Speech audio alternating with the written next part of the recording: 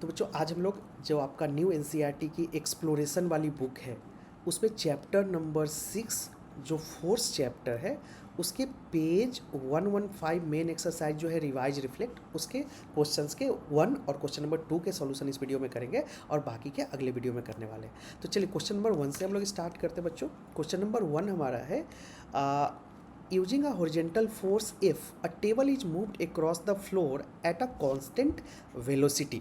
अब यहाँ पे क्या है, फ्लोर है, ठीक है। इस फ्लोर पे यहाँ पे एक टेबल रखा है और टेबल की वेलोसिटी कैसा है बच्चों, वेलोसिटी है कांस्टेंट, ओके कांस्टेंट है और हॉरिजॉन्टल फोर्स एफ अप्लाई किया जा रहा है। Moved across the floor, how much the frictional force exerted by the floor on the table. ये फ्लोर कितना यहाँ पे फ्रिक्शनल फोर्सेज अप्लाई कर रहा है। सी अब यहाँ पे आप डिटेल्स ध्यान से देखोगे बच्चों तो वेलोसिटी कांस्टेंट, कांस्टेंट वेलोसिटी का मतलब क्या होता है, एक्सेलरेशन जीरो। तो एक्सेलरेशन जीरो है तो यहाँ पे एफ नेट अगर हम लोग फाइंड करें तो F net is equal to क्या हो जाएगा, एम इंटू ए।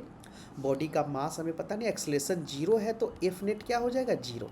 तो अगर आप देखोगे यहाँ पे तो इस केस में इस टेबल पे एफ नेट की वैल्यू क्वेश्चन कितना है, जीरो है। तो एफ नेट जीरो है, इसका मतलब ये frictional force F net zero है ना, बॉडी पे नेट फोर्स एक्ट नहीं कर रहा है। इसका मतलब कि फ्रिक्शन जितना फॉरवर्ड डायरेक्शन में होगा मतलब फ्रिक्शन फोर्स क्या लगा रहा होगा, फोर्स इक्वल एंड अपोजिट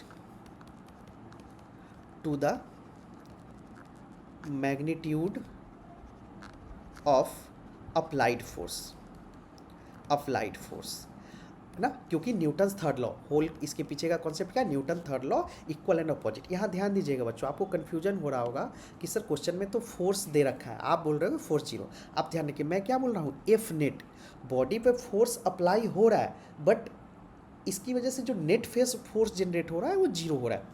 तो एफ नेट और ये फोर्स अप्लाई, यहाँ पे एक फोर्स अप्लाई डेफिनेटली हो रहा है बट यहाँ पे कंडीशन के अकॉर्डिंग देखो तो एफ नेट जीरो है। तो कन्फ्यूजन नहीं होना चाहिए। अगर स्टिल आपको कन्फ्यूजन है आप कमेंट में पूछिए, definitely I will answer. Move करते क्वेश्चन नंबर 2। क्वेश्चन नंबर 2 हमारा है, for a ball moving on a smooth frictionless surface, surface frictionless है, choose a appropriate option that will make the flowing statement correct. Okay so part 1 simple है, एक ball है ना। अब ये ball जो है हमारा सरफेस पे पड़ा हुआ है, फ्रिक्शनलेस सरफेस है, ठीक है। If no net force is applied on the ball, body पे एफ नेट कितना है, जीरो है, okay.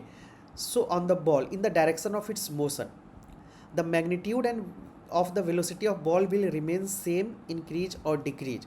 see magnitude of the velocity of ball, अब सी बॉडी पे एफ नेट जीरो है तो बॉडी क्या होगा, किसी वेलोसिटी से चल रहा होगा। तो जब बॉडी पे अप्लाइड फोर्स ही जीरो है, नेट अप्लाइड फोर्स, तो जितने बॉडी से वेलोसिटी है रिमेन सेम। पहले केस में क्या हो जाएगा, रिमेन सेम, जितने से बॉडी मूव कर रहा है उतने ही से, क्योंकि न्यूटन इसके पीछे का कॉन्सेप्ट आप क्या है बच्चों, Newton first law. Newton first law क्या बोलता है कि जब तक कोई एफ नेट बॉडी पे एक्ट नहीं करेगा बॉडी का पोजिशन में या स्टेट में कोई चेंजेज नहीं आएगा। तो इसलिए एफ नेट जीरो है तो velocity will remain same. Second पे आते, if net force applied on the ball is in the direction of its motion, magnitude of velocity।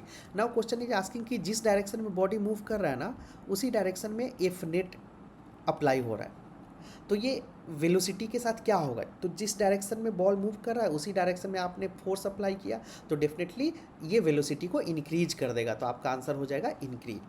Now if net force is applied on a ball in the direction opposite to its motion, मतलब body इस डायरेक्शन में चल रहा है बच्चों, ये वाले डायरेक्शन में, और एफ नेट जो है इस डायरेक्शन में लग रहा है, तो देखिए बॉडी इधर की ओर जा रहा है और ये नेट फोर्स इधर है, तो डेफिनेटली ये नेट फोर्स इसके वेलोसिटी को कम करेगा, तो वेलोसिटी विल डिक्रीज। तो आई होप आपको ये सॉल्यूशन समझ आया होगा। अगले वीडियो में इसके आगे के क्वेश्चन के सॉल्यूशन के साथ मिलते हैं। मैंने पूरा लिस्ट डिस्क्रिप्शन में डाल दिया है, प्लेलिस्ट, वहाँ से आप पूरा सॉल्यूशन देख सकते हो। सो मिलते हैं नेक्स्ट वीडियो में, थैंक यू।